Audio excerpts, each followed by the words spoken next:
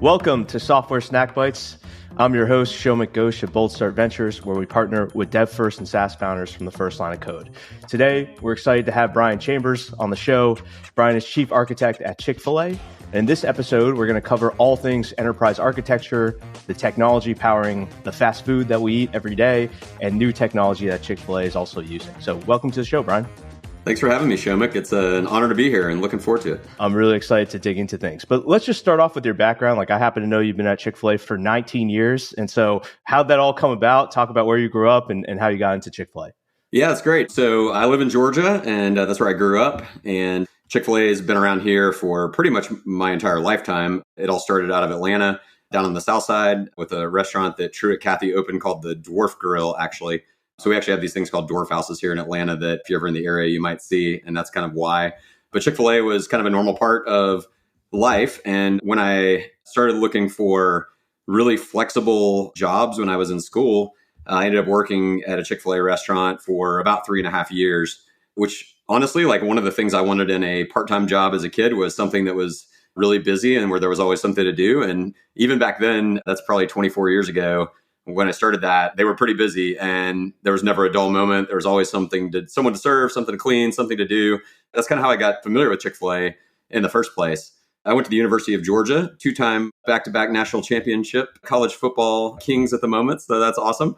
I went there and Chick-fil-A did some on-campus recruiting. So I actually interviewed and, the day I got an offer from Chick-fil-A, I was like, yep, this is where I want to be, and took it and been there ever since. So it's crazy. It's been 19 years. I mean, time flies by, but that's kind of what actually got me familiar with it. And so I knew about the values of the company and what it was all about and had worked there. And then transitioning into working on the corporate side has been really fun. So it's been a great journey.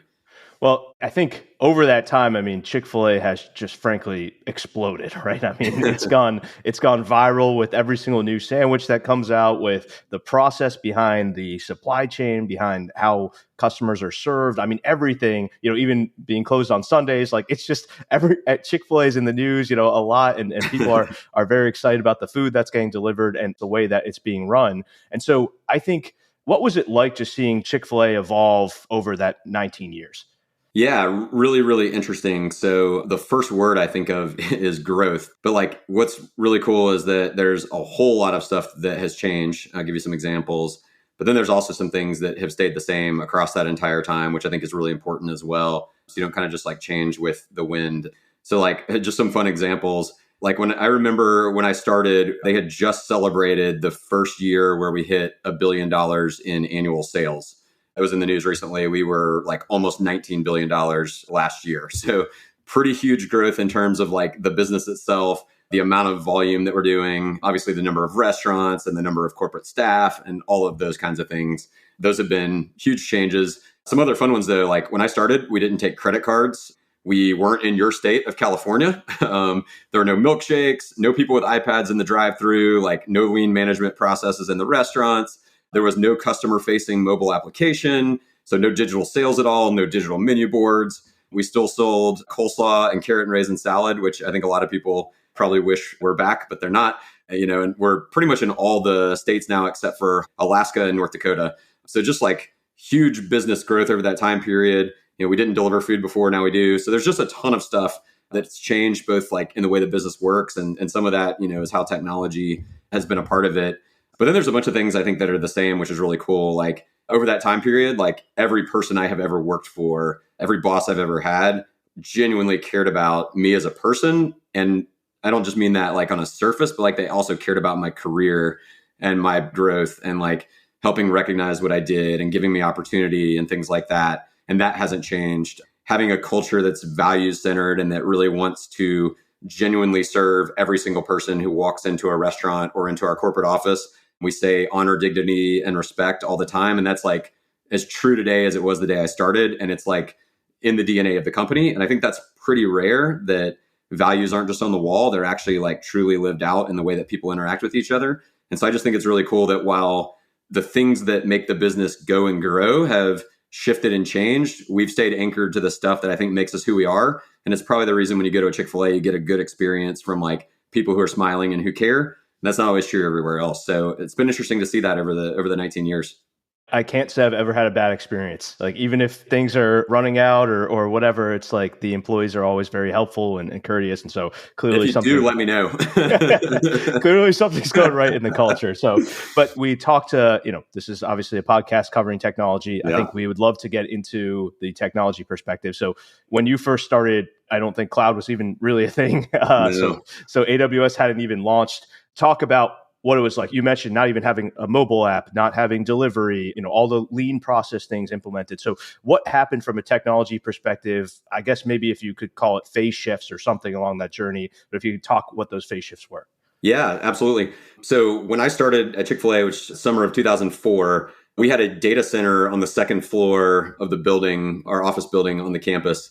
And it was hilarious because with that came like an external generator, that had to run in case the power went out. And so funny things would happen, like the lights would flicker and you'd hear like footsteps like running down the hall because people were like running to check and see, did that generator kick on, or were we going to have like a complete outage of all of the systems that ran in that single data center? So like that's our roots. They were simple. I don't know if a lot of people did that back in that time period, but we definitely did. And our system portfolio was really like Oracle ERP with like bolts on to it of all these different like forms and apps that people needed to use. And then some like restaurant system stuff. Like obviously we had a point of sale system, but it was like a giant brick, like huge brick that you basically had like keys for each item and that was it. So like no touch screens and all those things. And so interesting world. Our restaurant systems is something I actually worked on in the early days. And we used to do these client server apps in the back of all the restaurants. So kind of maybe like a little bit like edge computing, which I know we'll talk about later, but they had Sybase databases on them. I don't know if you remember Sybase or not, but we would replicate those like over dial-up internet connections back to these like consolidated databases that held all the data from the restaurants and then do a bunch of ETL to like pump that stuff into our ERP and make sure that we knew like what deposits had been made at restaurants and like cash management stuff, place orders on behalf of restaurants for inventory and things like that. So it's really funny to think about that world. And then sort of like there was a stage we shifted into where we were kind of like a lot of big enterprises with like kind of the enterprise middleware footprint, like the Oracle stuff, SOA Suite type things and MuleSoft and like a bunch of integration tools, but probably like less than 10 people who did engineering and like pretty much nobody writing custom code for the most part, like little bits here and there, but very little. And then about 8 years ago or so, ballpark, that's when we started getting into the cloud. And it was pretty early on. And Amazon was like the thing then pretty much, like nobody else was really even competing with them yet. So we started getting into that. And as that grew, that really created a shift in our organization that was really fun to be a part of, where we went from just that old school footprint to saying like, to get where we want to go in the future, technology is going to be important. And one thing that's going to be really critical for us to do technology well is going to be being able to build our own software. So we went from like those 10 engineers 8 or 10 years ago to like hundreds today between full-time staff and contractors and partners who work with us. And that all kind of went together. So it was like build the engineering muscle and learn to build things ourselves, stop doing a lot of like the traditional enterprise middleware stuff and start building things in modern programming languages. That was Java early, but today, Java, Python, Golang, React Native, et cetera. And then with that was a shift towards all the different things that are happening, trend-wise in modern computing, microservices to some extent, and later Kubernetes and all those kinds of things. So I would kind of say we had those 3 phases of like, we did it all ourselves. We moved to kind of like, it was actually a colo data center where we did a lot of that middleware stuff. And then we moved to kind of this like, let's not build everything, but let's make sure that we have the capacity to build the stuff that really matters. And for us, like things like the customer digital experience, where the scale you get from cloud is really important to the success of the solution. Modern analytics, where we got beyond databases we could run ourselves to like Amazon Redshifts and Hadoop stuff and things like that, and on and on. Those are the things that really drove us into the cloud. I think that has been a really good era for us. Like we've been able to do so much stuff with technology that's kind of cloud native, to use the buzzword, but also it's taught us a paradigm, I think, that's let us do other things that are interesting, like what we've done at the edge and things like that as well. You mentioned kind of working on restaurant management systems early on, corporate workflows versus like restaurant workflows, right? Is there one that's more important? Because I'm assuming that restaurants is like where the actual revenue is generated, right? So if you screw up the POS system and you're not able to take the money, right? I imagine that's a pretty freaking big deal, right? So is that kind of a thought process or approach that the company has, or not so much? I wouldn't say more important. Like I think that all the things have different kinds of value. But I think like there's a degree of operational importance, maybe is the way to put it, that we do recognize. Like if we think about sort of like tiering of applications or whatever. So, I mean, you hit it right on the head, like changes to point of sale, we're really careful and thoughtful about, and credit card processing is super important. And over the last several years, especially since COVID, our digital sales channels, people ordering through the mobile app or via partners like DoorDash or whatever else, that's become a really huge deal. So those are some of the things that we can keep selling chicken in most cases without them if we have to, but they're potentially really big impactors. And we're a business that wants to make sure that people have really good frictionless experiences when they interact with Chick-fil-A. And so while we could work around it and make things work, I mean, honestly, a lot of stores, if everything was down, they would probably just be giving away food to keep customers happy. There's stories from the past where those kinds of things have happened. Don't try and take our store down so you can get free food. But those kinds of things have happened in the past. So we can live without it sometimes. And we try and be really thoughtful about what's going to happen if this thing breaks. And is there like a fallback, like a degraded experience that we can offer? But those things are super important. So we do put a lot of energy into making sure that we have the appropriate, really it's architecture. We have the right way of thinking about those systems. And we've thought about like keeping them up as much as possible and performing as much as possible. But then like, if they're down, like, do we have a fallback? So like to get orders into the restaurant from digital, we actually have multiple channels. So if one of them breaks for some reason, we can actually do a cutover and start pumping things in through a different channel. It's a little less ideal, but it works also. So we try and do things like that a lot to manage those trade-offs. Yeah. So we talked about the phase shifts that Chick-fil-A went through over the years. But I imagine, we just talked about point of sale. Maybe this is an example, maybe not, but there's some processes that still have to run on so-called, legacy systems, right? Billing or inventory processes or whatever. So can you give an example of one such process that is kind of legacy? And then how do you make the decision of whether to modernize the tech behind something like that versus just saying, hey, listen, it's working. And until frankly it breaks or maybe it'll never break, right? But we should just let it keep working. Yeah, that's really great. So just to pick a random example, because we have quite a bit of legacy stuff that remains, but like one of the systems that we use to help us with real estate, site selection, location development, project management, things like that. So kind of think like restaurant design and development domain.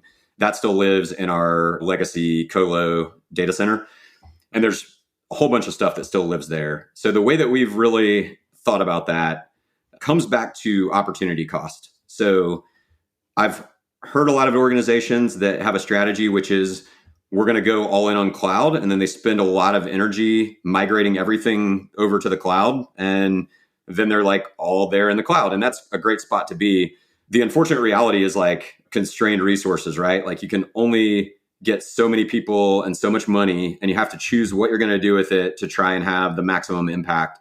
And so what we've elected to do, rather than just like pick everything up and try and move it and like do lift and shifts that don't really change the architecture and don't really give you any benefit, or even just like spend tons and tons of energy re-architecting, rebuilding, retesting everything. We've tried to look at things as we think about like our 3 to 5 year roadmap. What are the things that are going to kind of get touched anyway that are still legacy? And can we make a plan to say, next time we touch this, let's do the hard work of redesigning, re-architecting, finding a SaaS application. It doesn't have to be us doing it anymore. But can we take these legacy things that we have and can we smartly put them in a new place? And in doing so, either take advantage of SaaS, like I said, because somebody else is going to manage almost everything that we care about. Like we go from admin to power user or just user. And that's awesome. We love that. If it's something that we need to keep and continue to run, can we do it in a way that we get the advantages of the cloud versus just checking the box that we put it in the cloud? And what I would call that also is kind of like a cap and grow strategy. So we kind of don't do new stuff in the data center, and everything we've done the last 7 to 8 years for the most part has been kind of cloud first and built with like cloud native practices, kind of the stuff you'd expect to see in most organizations that are embracing cloud. That legacy stuff, we just sort of like chipped away at it over time. And my theory and thesis is that pretty shortly, we're going to kind of reach that tipping point where it's like, there's more stuff that is actually like all the surrounding infrastructure in a data center, the load balancing, the firewalls, the management stuff, all the tools. There's going to be more of that stuff left than there actually is like business value generating apps. And then it's like, okay, it's kind of a no-brainer to invest energy to move these 50 things, in the next 2 years and just be done. So I think we'll get there, but we haven't been super aggressive about going after all those things and making sure that we move them over really rapidly. We've kind of been opportunistic, and we've tried to use that opportunity cost play to instead focus on like, what are the new things we can do and build that solve a lot of our business challenges. Getting more people through the restaurant, with a great experience, which we call restaurant capacity, or the customer digital experience, or building up our own supply chain delivery company, or things like that. Yeah. In some of the processes that I'm thinking about, so let's say point of sale system, I imagine again, you're doing some sort of cloud processing from the point of sale system right now, but at the same time, a failover to a server, right? That's on location or nearby or something, I imagine it's a pretty good thing in case for some reason the connection to the cloud goes down. Maybe point of sale is not the right example, but like, how do you think about, are there times actually where so-called legacy systems actually help because you still have a failover, that processes are codified, people understand it. So even though you have this new cloud first or whatever process you're using, you can always fail over to that more legacy state. Is that a right way to think about it or not really? I'd say like with point of sale as an example, it actually is a good example of legacy because we're actually, if you go into one of our restaurants today, we've got kind of like a branch, a mainline point of sale system that we've added a bunch to over time. It's kind of unique to us, but it's not like completely unique. We didn't build it from the ground up. That's been a good thing for us. Like I talked about how far we've grown from when I started at Chick-Fil-A till now. And that point of sale system has been the point of sale system for like the vast majority of that, like 15 years and $16 billion worth of sales growth. So that's been incredibly awesome and has done an awesome job for us. At the same time, we're at that point now where we're thinking about what's the future of a system like that need to look like to allow us to pivot and change with the business. So I think the demands of workers are changing. Like people are, technology native today, like the people working in our restaurants, where when I worked there, like we didn't have cell phones yet or anything like that. It's like the world's changed a lot. So we're trying to figure out, how do we modernize the experience for the team members in the restaurant to make things simple and intuitive and easy for them along the way? How do we also keep upping that availability that we have? Like I said, we've made some really smart decisions about not getting too like cute about the architectures we use with all this like modern stuff that makes them really great, but also maybe sometimes more brittle. Like our point of sale system historically used UDP broadcasts to communicate when like an order came and got rung in, and how it got to like the KPS, which is the kitchen production system, the screens that like help people know, hey, did Shomik and he order a Chick-fil-A sandwich, no pickles, and we need to prep that, or what do we need to put in his bag? So like that's a pretty low tech solution, but it's worked extraordinarily well because you just need a working LAN for that to work. And we have a pretty good working LAN at the edge in our restaurants. So there's cases like that where something more creative, like maybe using some sort of messaging broker, might sound really awesome, but probably is more brittle than the SLA is on our LAN. So there's some trade-offs like that we've made over time, and maybe simple solutions that sound like you could do something more sophisticated, but they just work. And so it makes sense to keep using them. Now, that is one that we may do some reinventing on and do some new things that, we'll be able to share in the future. Kind of are cracking that egg right now. But that's a great example of one where like legacy has worked well. And if we had just changed it for the sake of change, it probably wouldn't have really served us near as well. What we really did with that, though, is we layered into the ordering experience all of this digital stuff. And we started to carve off some of the things that were part of this like sort of monolithic POS system and move some of those pieces into the cloud where we could actually talk to them via APIs from the mobile app and have them, crosstalk to each other and start to build out more of like a digital ecosystem in the cloud that everything could interact with. And that kind of sets us up for where we want to go in the future as we want to change other components and add new experiences for customers and things like that. Yeah. When you make a change, you're affecting now close to $20 billion of revenue, right? In some cases, I mean, maybe Sure. not everything, but it's a pretty wide impact. You also have customers, you have internal employees, you have internal employees at corporate and also at the restaurants. I mean, there's just so many different components and people who could get affected by, let's say, the mobile app, right? Changing, or the screen, even in the store, of what is showing or something, right? So Yeah. is there a design process that you have to go through to figure out these changes? Or just how do you think about the communication and making a change like that?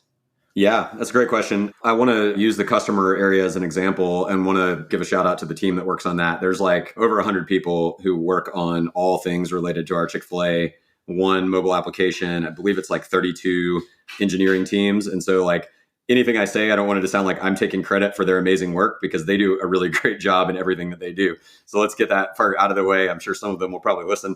They're awesome. They do a great job. So And they've been able to be really smart about some things that I think make us less likely to, blow up things that are really critical. One of those that I know we talk about a lot today in the software industry, but I think we could even talk about more, is like the value of small incremental changes and frequent releases and building things that are loosely coupled together so that if something breaks, quickly and it was pretty tightly scoped and it can be rolled back or fixed and you can go back to normal, right? That is like probably the most important thing I think that we can possibly do, because the reality is like we're human, and as good as the tooling is, as good as the pipelines get, as much as AI or whatever helps us find things that are wrong, we're probably going to find ways to mess up a config that takes something down, or we're going to find ways to miss something. Somebody's going to do something we didn't expect, and there's going to be a bug and something is going to break. Like, it's going to happen. So if we can keep the changes that we make small and tight and frequent, we should have feedback loops, hopefully like on a daily basis, that let us know things are looking good, like, and use modern techniques, canary rollouts and things like that. Make sure that we know things are looking good and that we find and address issues really quickly while they're small before they have a chance to cascade and become really big. So I'd say that's one of the most important things and the most important strategies. In terms of like internal process, we also have some really good work that people have done. This isn't mine either, but some really good work around the industry term, I guess, would be change management, but we kind of call it our readiness process.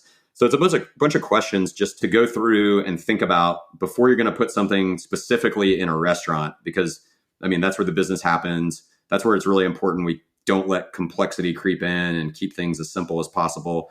When you're getting ready to think about putting something out there, there's a whole series of steps to go through to make sure you're thinking about how this is going to get supported. What are all the dependencies that are involved in the picture?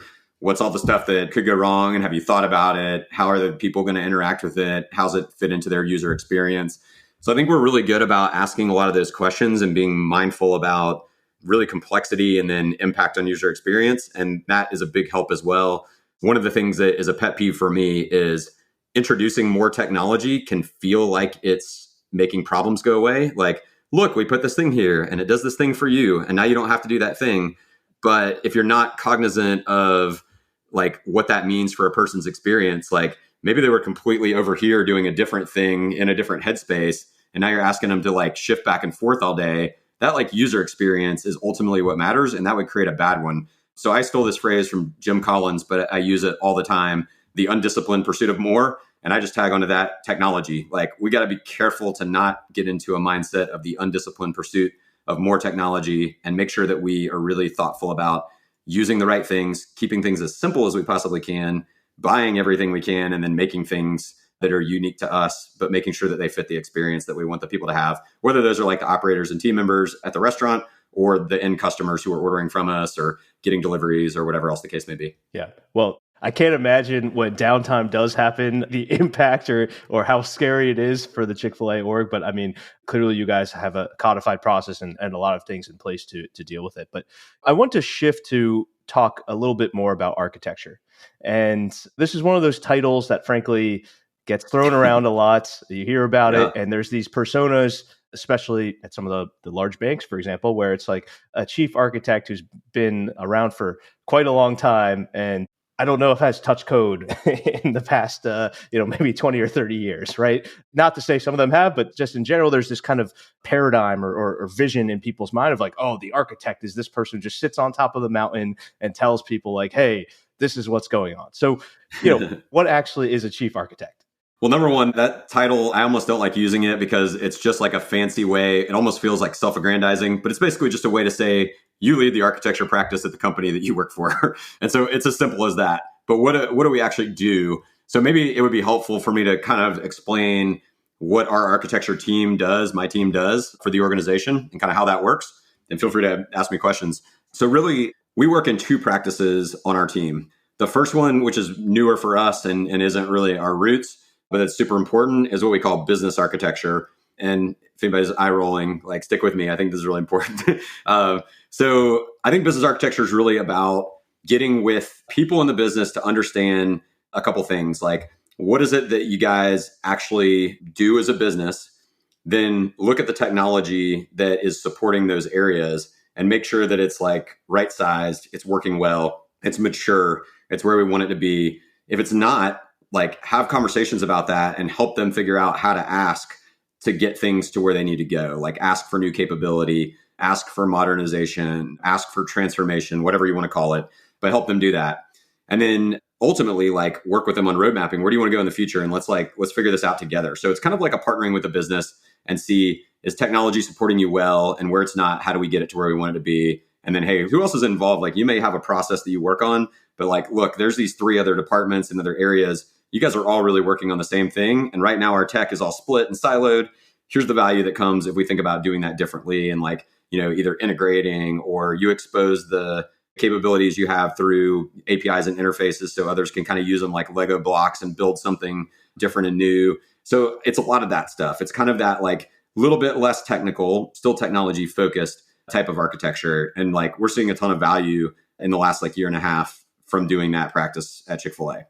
The second is what more people think about, which is our technology architecture practice. I've done some writing about this. I won't like name every single thing that we do there, but that's a group of people who I'd say is more focused on what's technically possible. What are the sort of technology capabilities that are shared across the organization that we need to build out? So like some examples might be, what's our strategy around how we do, application platform, IDP type stuff, use Spotify Backstage to make a great developer portal experience to surround like the app platform itself. Like how do you get things deployed? It could be those types of things. We also do a lot in the analytics space. So like what are those foundational analytics technologies that enable people who are analysts across the business and data scientists to do the things that they need to do, and on and on and on, right? So kind of that, how do we ultimately make sure that we are picking and investing in the things that are the best fits for us?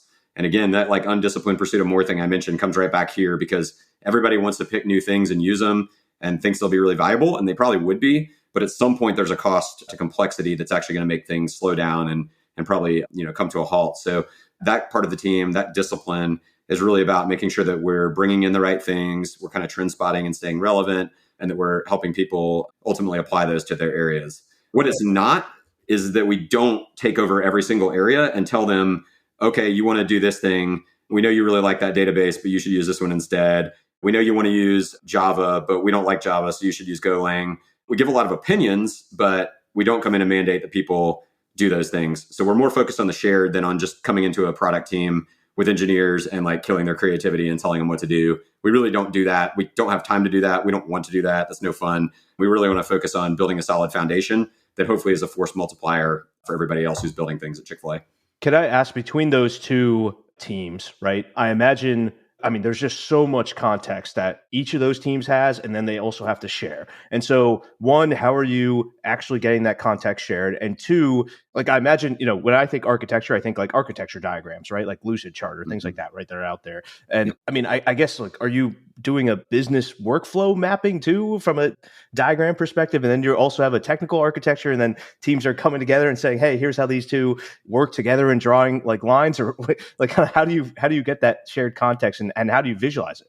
Yeah, you nailed one of the most important things, which is context. And like, I honestly tell a lot of people that a big part of my job from like leading the architecture practice is just creating context and connections, like helping people understand the big picture, because I've gotten to see it develop over 19 years, like we've talked about, and then making connections of like, oh, you need to know that these people are working on this, like go connect with them. That is a ton of it is almost like context and routing people to the right places. So yeah, it's so important. So we do a number of different things. That business architecture practice I mentioned, very much about like the business processes, the capabilities. That's the popular word that you'll find if you go look up business architecture, is business capability mapping and all that stuff. So there's a ton of like how the business works type diagramming and kind of designing there. Like, are we working in the right way? Do we need to do something there? So that's kind of like one half of it. And then on the technical side, what you're going to see is a lot more, maybe a design for a shared thing. Like, how are we going to ultimately do our application platform, which might be like, we're going to have things hit Cloudflare. And then when they come in, they're going to hit a Kubernetes cluster and do glue for ingress. And then that's going to pass into, this and that thing. And we're going to, or we're not going to do a service mesh, yada, yada, yada. It might be stuff like that at a platform level, or it might be design of this like actual process thing that we're doing touches on a bunch of different product teams, like 8 or 10 product teams. So it could actually be like, how is all the technology from each of these going to interact with each other? And are there gaps in there where like, hey, this group doesn't have an API that does this thing and we really need it because it's a building block for this other team over here. So it could also be sort of like how you assemble the pieces together to actually build whatever that thing is that you've kind of envisioned and that you want to have happen. Got it. Okay. That makes sense.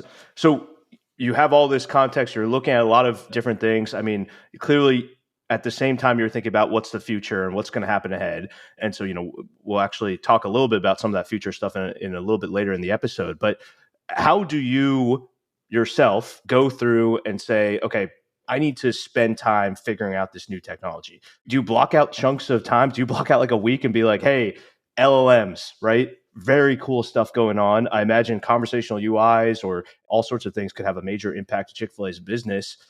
But at the same time, you probably have people coming up to you and saying, hey, listen, we have some downtime on this app, or we could figure out how to make delivery faster or whatever, right? So how do you kind of manage that and think about, the future stuff versus also the day-to-day things that you need to understand and deep dive into?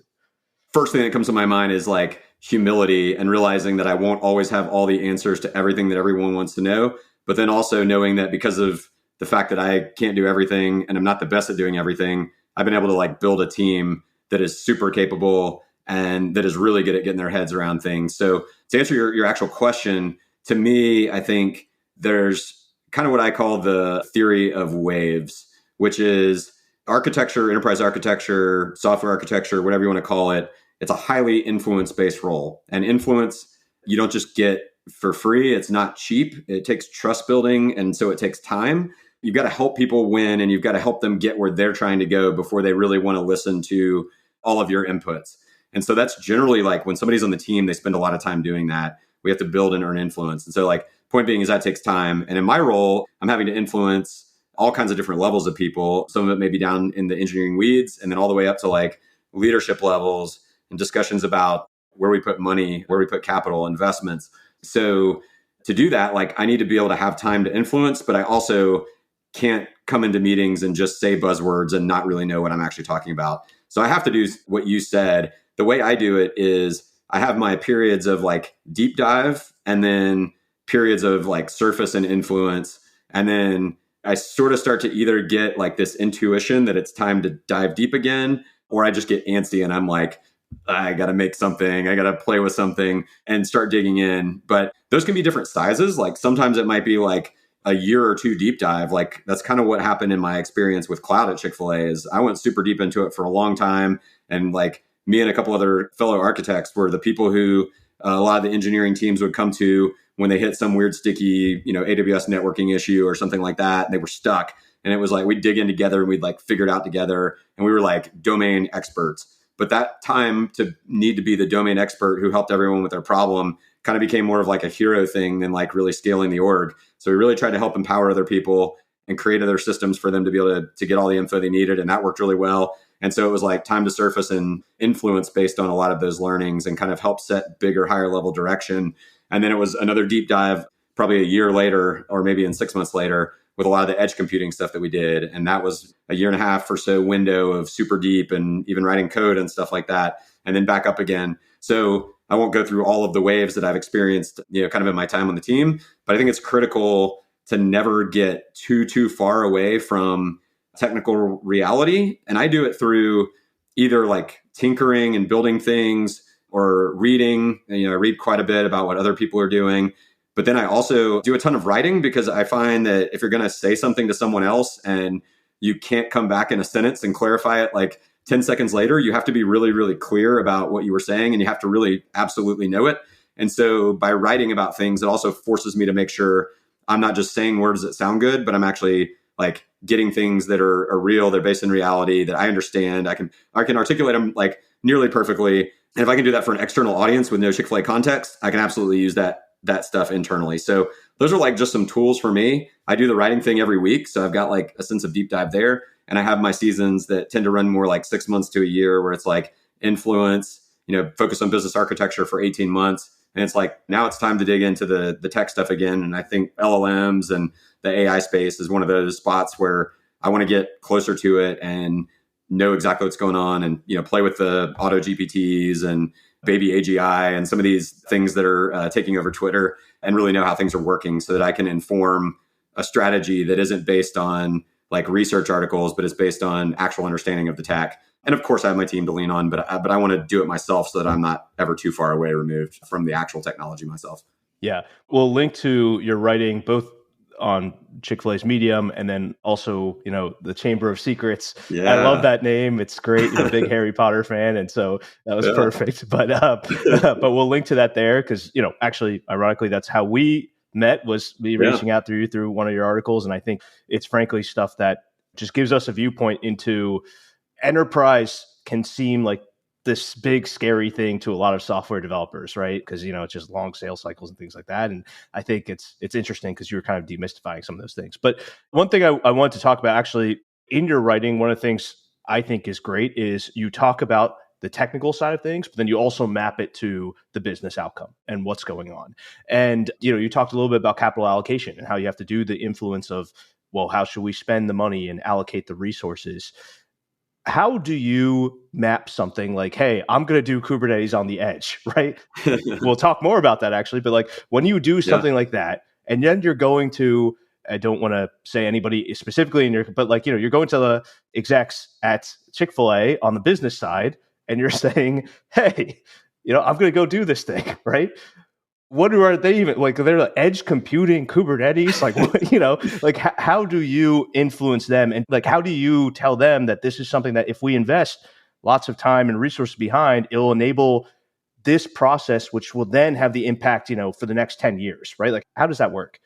Yeah, I think you're hitting on what I would say is the power of storytelling, and like a story can't just be a bunch of details that you share, right? Like there's a lot of cool technology and it'd be really easy to lead with that. But for us, we find success when we circle back and make ourselves go back and say, okay, like, why would we want to do this in the first place? And like, what is it that the business is actually going to get if this is successful?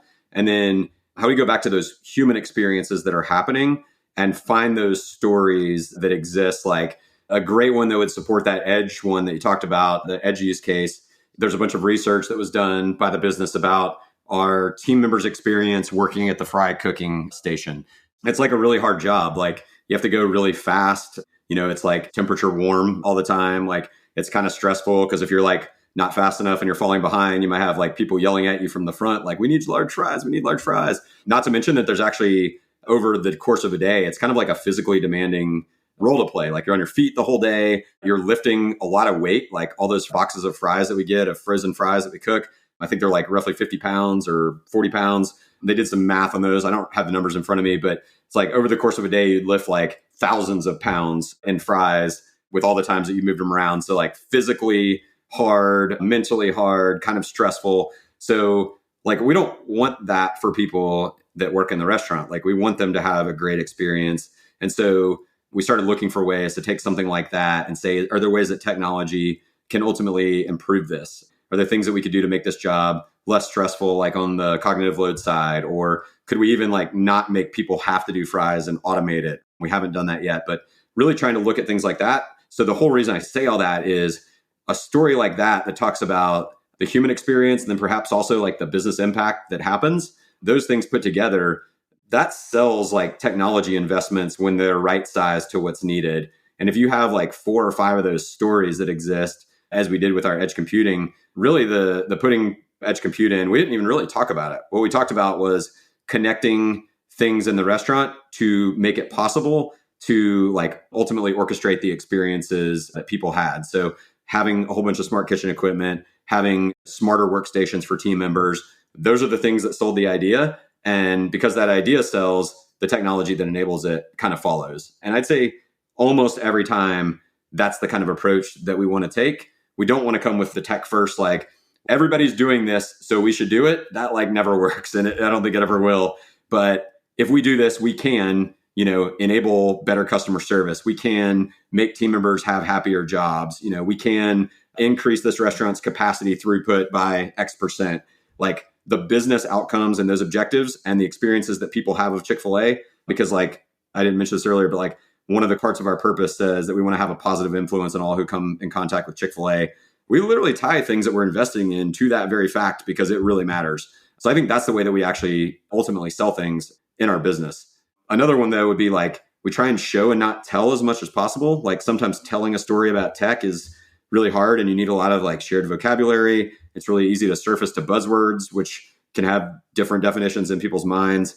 But people seeing like a prototype or, a mock-up of how something's going to work or a story like we talked about, like that stuff actually sticks. And I think people can understand it better. And I think that actually works far better than kind of leading with the tech. So that's what we do, is try and do a good job storytelling and really tying back to the impact it's going to have on the restaurants most of the time. Got it. I'm excited to dive into the edge computing stuff. But before we get there, I have one last like kind of more architecture question, which is, Sure. A lot of times the simplest solution may not be the most scalable or the most cost effective on a dollar basis or robust enough. However, it's very simple. It gets the job done. It gets it done quickly. And maybe it can also work for the next 1 to 2 years or something like that. So how do you work through those trade-offs of scalability, future proofing, total cost of ownership, and things like that when you're making architecture decisions? I think the engineering part of all of us wants to account for every possibility and build for every possibility and make sure that everything is perfect all the time, right? It's like we can almost get obsessed with that. But like you said, there's times where kind of like the bronze solution, like instead of the gold or platinum, is like perfectly good enough. And we just need to be okay to say the reason for technology is to help the business, not to be technology for technology's sake. And so I think that's like the mindset that we have to have when we think about those trade-offs. And obviously, like some of those solutions that are bronze in nature may have flaws, but if we can keep our investments in them small and like maybe it's something we can even get out there and get value from and then quickly iterate on based on like feedback. Like how did this act? We thought this was going to work, but we didn't know. Like how do we get it out there and find out? And then maybe we have to scrap it. Maybe we have to move a different direction in a year. But those are things that are okay. Like I think we can't get too concerned with getting every decision right the first time. Like I think a lot of the companies that we probably all respect, the way that they've done their technology, like they swing and miss sometimes and are okay with it. And so I think it's okay to swing and miss or to put something out that's not completely perfect and that needs improvement over time, to kind of pick the bronze type solution and be okay with that. Be okay that things aren't perfect every time. And when we get into Edge, we can talk about some of the trade-offs we made there, but there's a lot of things we could have put a lot more energy into, but we opted for simple because we knew that like operating it at the scale we were going to do it was going to require as much simplicity as possible. Like every little degree of complexity that we add gets multiplied by, roughly 3,000, which can be a lot. So we had to be really smart about that stuff. So I kind of weigh those factors together. And I use the term all the time, like right sized. Are we right sizing things for what they're intended to do? Like some things may not need to scale at all. They may not need to be future proofed. And they may just end up with a super low cost of ownership as a result. And so like, awesome. That's a great solution if that works and creates the experience we want. It's a really bad solution if it's like, that's the way that we address the thing that was like all of our revenue was going to go through, right? So it's like factoring in the situations that actually matter to your business and putting more but appropriate degrees of engineering behind those, and then being okay with things that are maybe less critical and being okay with a bronze solution. So we actually had a CIO a few years back who that was kind of his mantra. And he would like, every time we had a department meeting with like the whole technology group, he would say some different presentation of that. Essentially, it's okay to make things that are bronze. Like not everything has to be gold. And I thought that was just brilliant because we need to be reminded of that. Otherwise, we almost feel like we're not fully doing our jobs. Like it's possible to be more available. So let's do it. But sometimes it's just not the right decision. Got it. That makes a lot of sense. And that dovetails very nicely into edge compute. So you wrote a post, I think it was actually, first post was 2018 or 2017 or something like that. 2018. Yeah. On using Kubernetes at the edge, meaning Kubernetes clusters deployed in restaurants. But I think you actually had a post just last week about what edge means. And you kind of had these 4 areas that you talked about.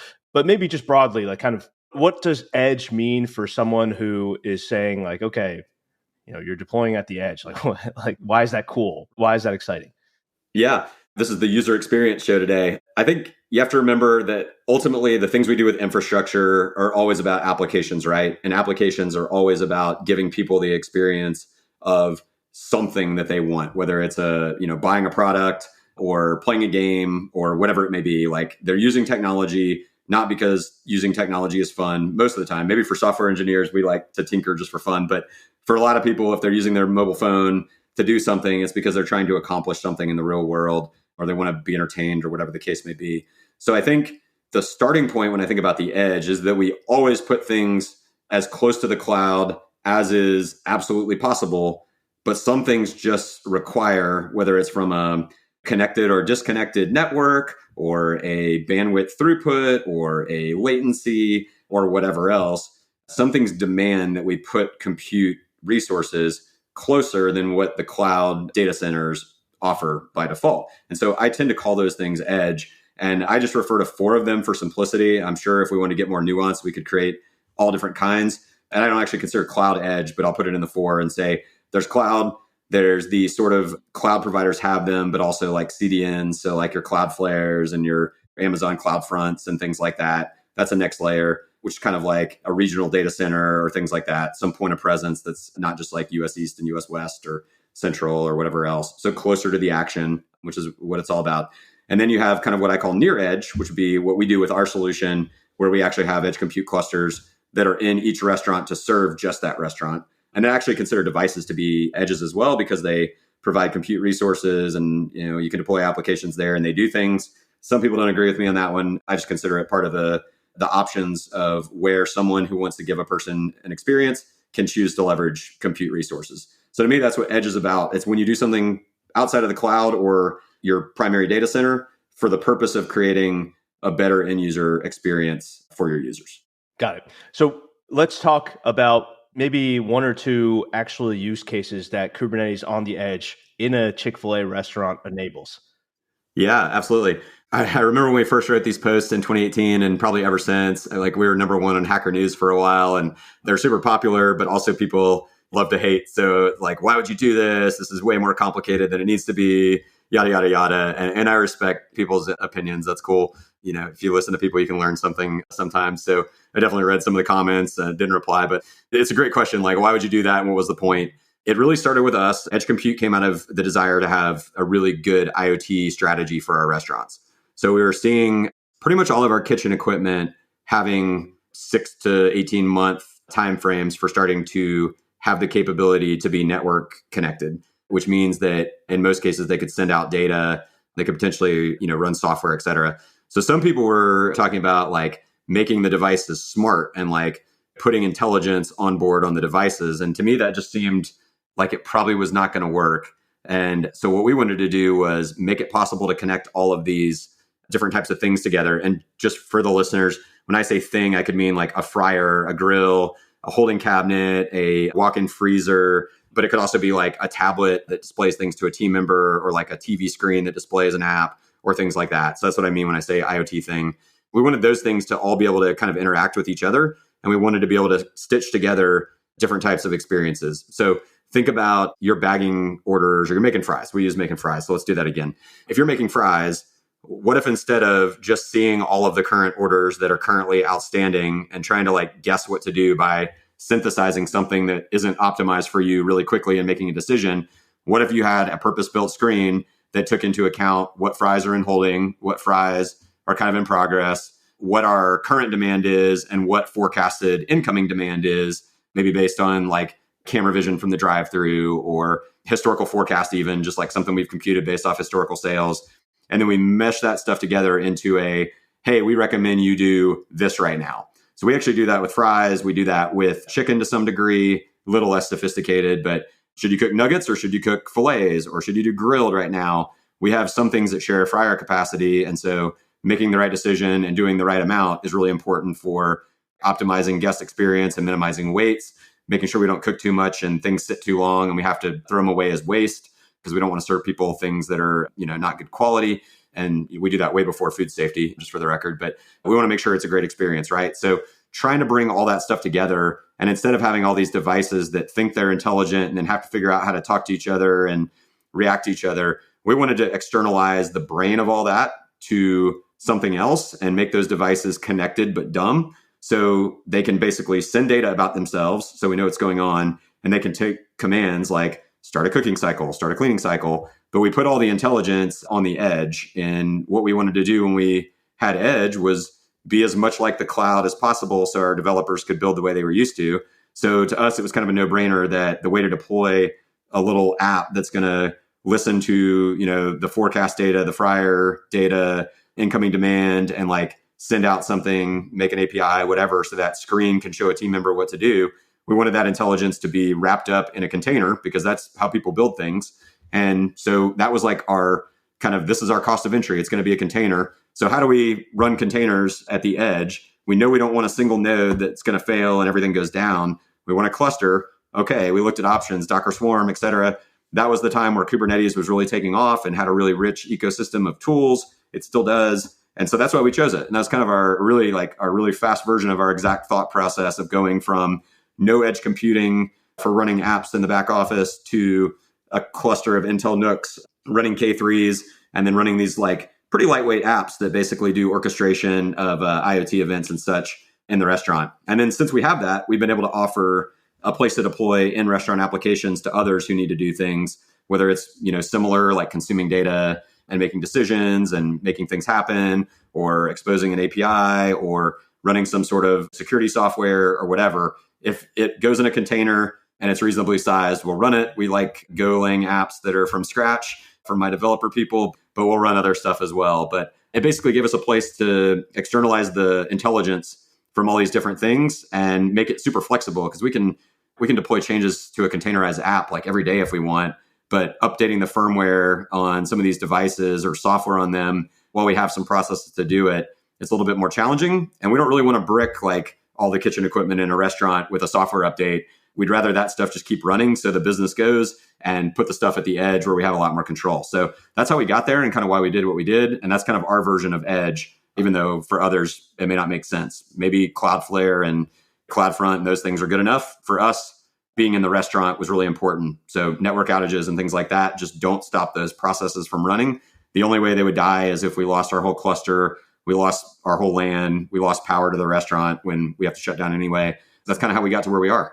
I kind of see a vision for CFAS, which is like AWS, but Chick-fil-A services, going out into the world. Maybe that's a 10-year vision down the road. We can mine your Bitcoin there, I guess, if you want.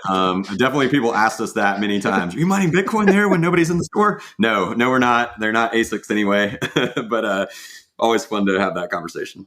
I love it. One thing I'm just curious about. So what does the actual fry cook see though? So you talked about all that's happening in the background, but like, is the fry cook then getting a screen that's like literally saying, hey, you should fire up 5 more pounds of fries or something because of the fact that we project that this is going to be coming in? Or what are they actually? Yeah, you're exactly right. So it's like basically tailoring the technology part of the experience at a workstation to what that workstation is. The history is you saw every single order. So like you're standing there at the fries and you're looking up at a screen that isn't even, it's usually over there, off to the side. It's not right in front of you, but you're kind of like looking and you're like, I think I see a combo meal. That would be 2. Like you're counting in your head. I've done this myself when I worked in the store. You're kind of guessing what's needed. And you're like, okay, I think we'll do like, a full basket, or we'll do 2 baskets. You're just making guesses. So we're taking that guesswork out for that person and telling them, this is what we think you should do. Obviously, if it's like the dining room is slammed with people, it's the middle of lunch, you may not really be doing that. You may just be going as fast as you can, right? But when it's not the busiest time of the day, it really helps to make sure that we're cooking the right amounts, and it translates directly into like good food quality. Because if we're cooking, honestly, just enough, that's when you're going to get like those crazy hot fries every time you come through. If we're cooking too much, that's when they're going to sit just a little bit longer. They're still safe, but they may not be perfect, and we want perfect as much as we can get it. So that's exactly right. And just take that pattern and apply that to the person breading chicken to get it ready for cooking, because we do all that stuff in the store. Like, we trim the chicken and bread it by hand, like in each restaurant every single day, helping those people see what to do. Same thing for cooking, same thing for people bagging and prepping, same for people in the front who are trying to make drinks, like doing drink specific screens that tell them what's needed so it's easier to manage and they can clean things off as they get them done. It's really about making all that stuff easy. So that's the kind of experience they would see probably on like a tablet screen now, as opposed to like more of a monitor, which is what our old legacy solution had. It's lunchtime for me right now, and all this talk is going to be great. So I may have to do that after, but I like it. But one thing I'm curious about with the cluster management sort of thing is, let's say downtime happens, let's say human error happens, someone literally unplugs the server or spills some coffee on it or whatever. You can imagine there's thousands of things that could potentially happen.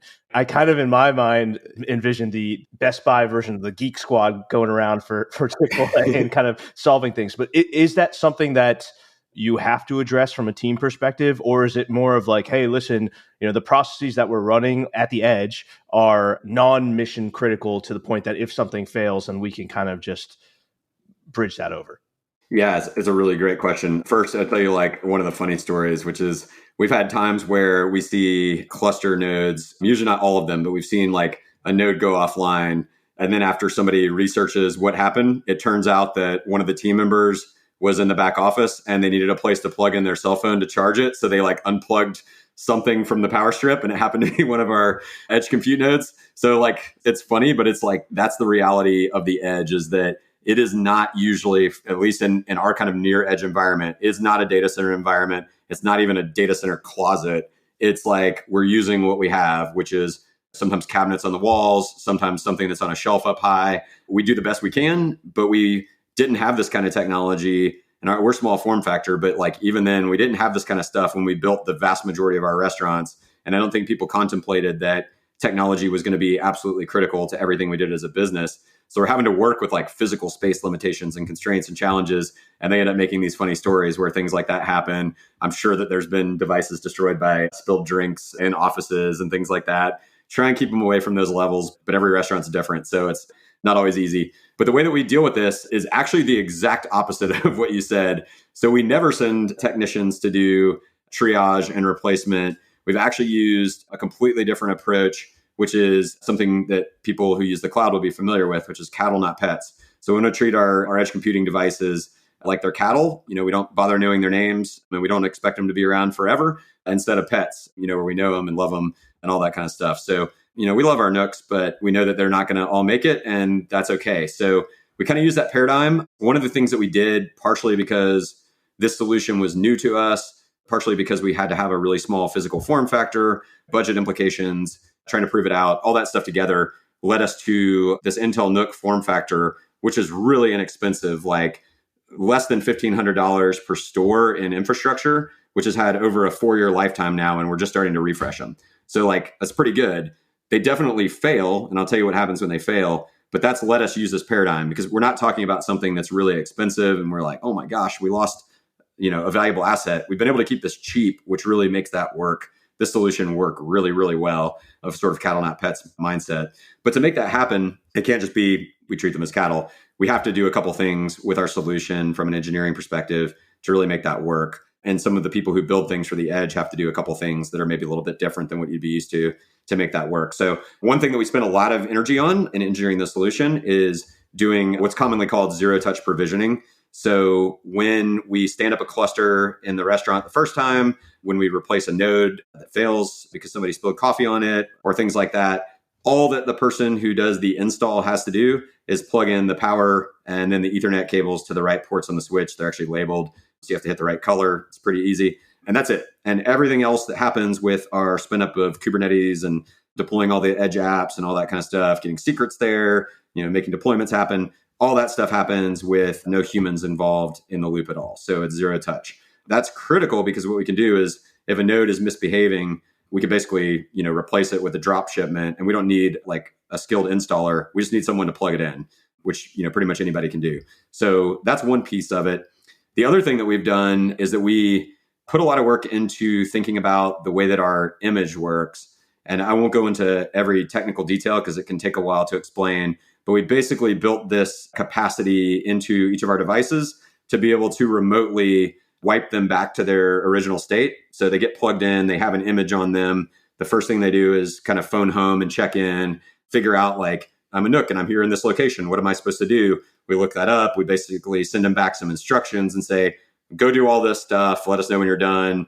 We orchestrate them joining an existing cluster or starting a cluster if they're the first node to show up and check in, et cetera. So that's all great. It's all zero touch. It all works. But what we can do is at any given time, we can wipe the node remotely and say, your instruction is go back to zero and start back over. And so that lets us like both address issues. If something's gone wonky, we can wipe the device.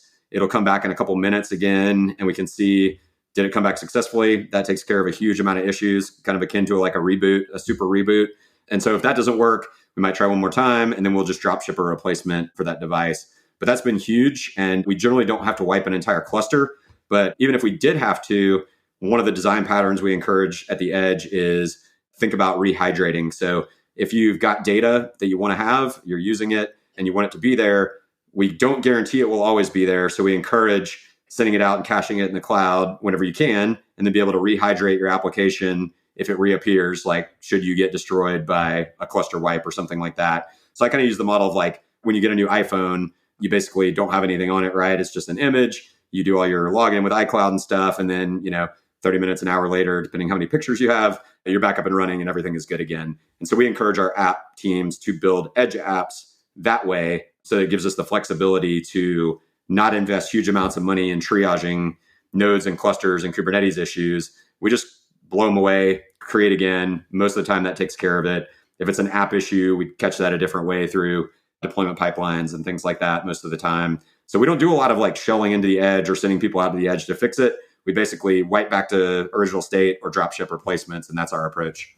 I'm a little bit speechless right now because I'll be honest, Brian, I talk to a lot of people all over technology, right? At large enterprises, at medium, at small, at startups on the edge of new technology. And this is some of the coolest shit that I've heard somebody doing, because this is real use cases affecting end users and workers in their day-to-day workflows. And it is freaking cool. And so props to you and the team for doing all of this. Just really incredible. But we obviously can't have a show on technology without talking about the topic du jour, which is AI and LLMs. I know that you've been exploring it and exploring the impact on the business. And so what are some use cases that you're excited about, and how do you think Chick-fil-A might start implementing them? Yeah, just to add to the hype, I think LLMs are going to be the GPT 3.5 and 4 jumps. I mean, I think we're going to look back on them, or we might already see them as kind of like iPhone or internet type moments. Like, I really think they're going to be transformational in some really big ways. Like, I'm not sure how far the current wave will take us, but it's going to be really, really interesting for sure. So I have all kinds of ideas. I think some of them are pretty obvious. Like, one thing that I want us to do is get to a point where we train on all of our institutional knowledge, right? Like, both for like technology folks and for like in business areas. So there's really no reason we shouldn't have like all of our code bases, all of our wiki, like knowledge-based stuff that our help people use, like all that for people who are building things and operating things. Same for business areas, right? Like all of our corporate intranet should probably be able to ask questions and get answers to those things and find the things you want and plug into the stuff that makes sense. So I think that's all kind of no-brainer. Same for operators and team members in the restaurant to be able to ask operational intelligence questions and get answers back. Those to me are all the things that the user experience you're thinking about is like person types or speaks into the box. The LLM comes back and gives you the nice structured answer, and yay, that's awesome. To me, the next chapter that's really interesting is how LLMs become a foundational component of applications. And so I've got this thesis right now that is just a hunch. I could be completely wrong, but I kind of suspect in the future, when you talk about an application, you're going to talk about like your container and your database and your Redis cache, but also your LLM that you're using in it, whether it's a big general model or it's orchestration of purpose-built models. I just think it's going to become a construct that we see that's very similar to what a database is or a container is or anything else that exists in pretty much every app. I just can't see not having it as part of apps in the future. I know people in the SaaS world are going to embed virtual assistants and everything, and I think that's awesome. But I don't even just mean that. I mean like using it as an intelligence engine to help you understand, to help make decisions, like all that kind of stuff. I think it's going to be really, really interesting. So I'm very excited about how that develops and some of the things that are going on with like chaining, like LangChain, and some of the ones that chose not to use that, like we mentioned earlier, AutoGPT and Baby AGI. I'm not sure if you've seen all those, but those types of things I think are really interesting too, and are going to push the way that we build apps just to look different. I guess the last one I have to mention is I believe in the near future in the kind of 10x developer. So I think software engineers are smart people and are going to learn how to do as little work as they can on the thing that they're doing by hand. So I expect a lot of AI assisted coding. Obviously, there's tools like Amazon just announced Code Whisperer, I think was the name. You've got GitHub Copilot X. You've got the whole Ask ChatGPT to write some code for you. I've been doing that. I think it's a junior developer right now, but if you can ask it exactly what you want, which is what you do with a junior, it can usually do it. And I think that's pretty cool. And it knows like almost everything. So that's a bonus. So I think there's that 10x developer thing that I'm really excited about as well. Like when I'm writing stuff to tinker, like I am not starting from scratch at all anymore. I'm like getting the basic stuff, going in VS Code, and then I'm saying, hey, there's an error here, fix it. And it's like helping me do that stuff way faster. So I'm not the best developer, but I think it would definitely more than 10x me. And I think it's going to be just a reality for a lot of folks who do this day in and day out, that this is a new way that we work and it's not going anywhere. So I'm excited about all that stuff at Chick-fil-A and happy to add to the hype. Well, you heard it here first. I think that means that it's not just hype, right? It's actually got some substance behind it. But a lot of software founders are listening to the show. I think they would kill me if I didn't ask you, how should they sell to you? So selling into an enterprise, I think I mentioned earlier, it scares the crap out of founders and investors alike. It's long sales cycles. There's POCs, there's procurement teams, there's legal processes, all these sort of things. I once had one company negotiating with a large CPG company on the NDA for a period of, I think it was 4.5 months, which is just remarkable. Like it truly is. So I guess help us demystify that a bit about how you buy software and what actually makes it through the noise.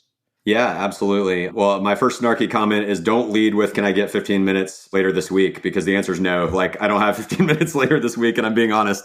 But when it comes to actually what's valuable, like the best experiences I have probably ever had have been when people didn't push a thing aggressively and they asked like a really smart question, seeking to understand, not seeking to trick me into a conversation, but like truly seeking to understand, like, what are you doing? What's the problem that you're having? Like, where's the pain? And hey, this is what we do. I want to be, transparent. Like they said, we have a product and this is what it does. And we're not sure if it's a fit for you, but would love to understand if it might be. And that's stuff that like I respond to and that I think makes sense, because we usually have answers to a lot of things and we built a lot of stuff, but like I want to learn because new stuff is coming around all the time. There's lots of people with different ideas, lots of people with better ideas than I have or we have. And so we don't want to close that stuff off. So I do a lot of these discussions with people. The ones that really hit are the ones where that's the approach. Then everything you said is true. Like the sales cycles are long. Like this is just a funny anecdote, but like Chick-fil-A is done with essential budget planning for 2024.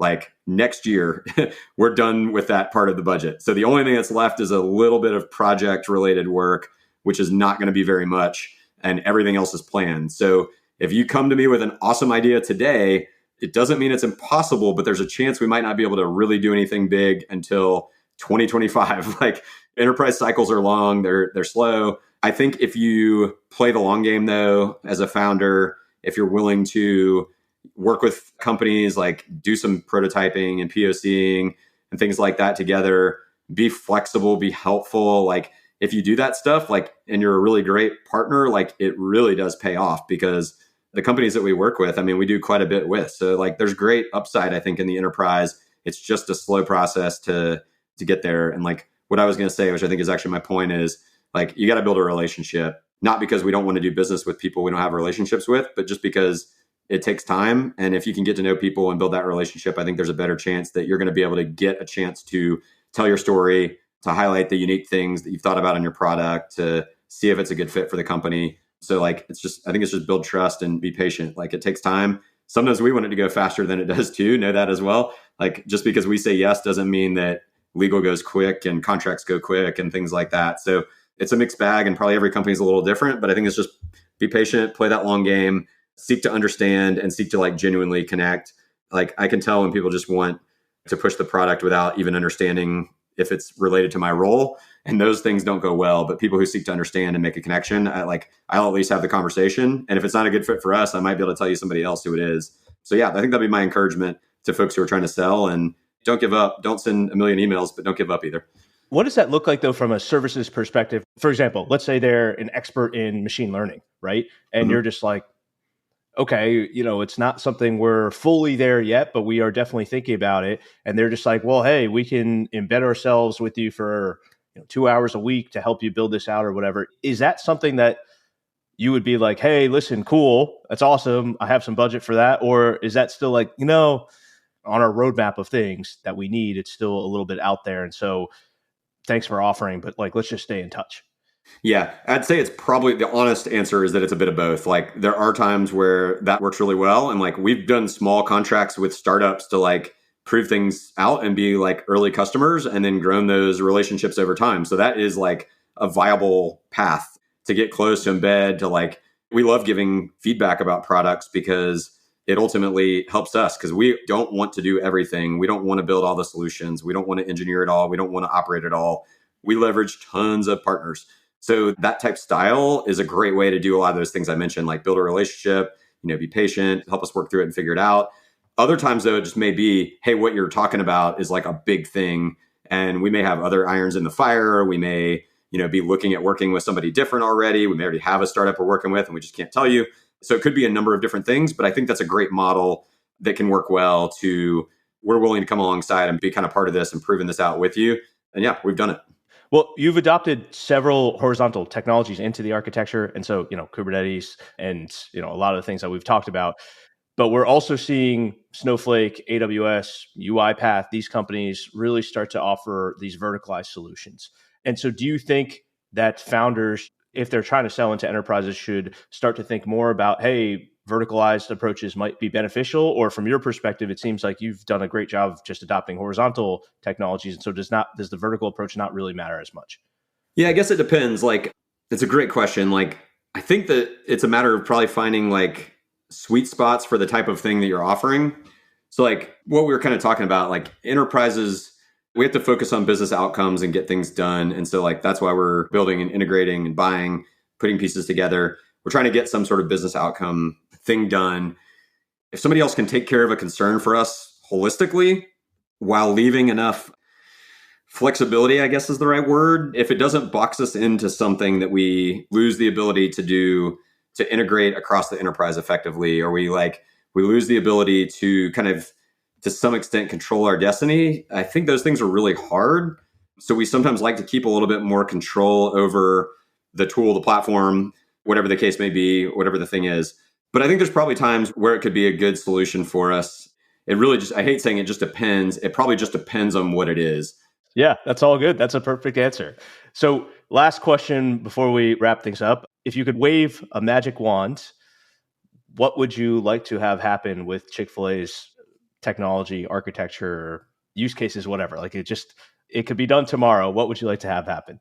Steal from one of the guys on my team, like we really just want everything to be awesome. Doesn't mean we have to do it, but we just want it to be awesome, like kind of realize some of the visions that we have. So I think it's that we would make good right-sized decisions about the things that we do. We'd be okay with some of the stuff we talked about earlier, like having a bronze solution instead of the thing that's like perfect. But in those areas where the thing that we're building or buying or working on is critical to the business, it's developer experience, it's people experience in the restaurants, really just want to see it be awesome, be as modern as needed to be both simple and great for people. So I think that's really my wish. I mean, at the end of the day, what we're here to do is enable Chick-fil-A operators and team members to serve, millions of customers. I want to see that happen. And I want it to be easier and better for everybody involved. So that's nebulous, but that's my wish. Makes sense. Well, let's wrap things up. So we have 2 questions that we ask everyone on Software Snack Bites. And so the first one is, what's your favorite technology or app that you've played with recently? Man, I'm going to be so lame and say I think it's the LLM agent idea. I know it's what everybody's probably playing with right now, but I think it's really cool just to watch something similar to a computer reason and work its way towards some objective. It's really neat. So I'm reading and tinkering, and I just think it's really cool. But when you say agents, you mean like you're chaining them together so that they can learn? Exactly. Yeah. Like the Lang chains and the auto GPTs and stuff like that. I've mentioned them a few times, but I just think it's really cool. Yeah, it's really cool to see it reasoning and learning. It's pretty fascinating. But final one, what's your favorite snack? I knew you would ask this. This is like the hardest question for me because I'm pretty healthy and not a huge snacker. Can I go with a liquid snack? You could go with whatever you'd like. Okay, I think I'm going to go cappuccinos, actually. So I got a Gaggia Express coffee maker a little ways back and have been playing with like changing the pressure and things like that and working on getting those good espresso pulls. So I can make some good espresso or cappuccinos, lattes, stuff like that. So that's what I'm going to go with. I love the coffee. French press too, honestly. What's your go-to? Like, if you're just hungry after this, right? You're like, oh, I'm going to go into the fridge or I'm going to go into the pantry. Like, is there something you go for every single time? Man, I've been on like a popcorn kick lately, actually. Just like microwave popcorn. It's really good. That's a great answer. And for me, it's been lately, I've gone back to PB&J. I don't know why, but just like, Dave's Killer Bread with some almond butter and a little bit of jam. It's like, oh my God. I think the appropriate answer was Chick-Fil-A sandwiches, man. Come on. That's touche. That is my bad. Yeah. Well, Brian, thanks so much for doing this. Really appreciate you taking the time. How can people find you if they'd like to get in touch? Yeah, my pleasure, Shomik. You can find me in 2 places. The Chamber of Tech Secrets is at brianchambers.substack.com. I write once a week on there about all kinds of different tech topics. So welcome people to follow that. And then I'm also on Twitter, BRICHAMB. So part of my name. You can find me there as well. And LinkedIn also, of course. We'll link to all of that in the show notes. But thank you so much. Thanks, Shomik.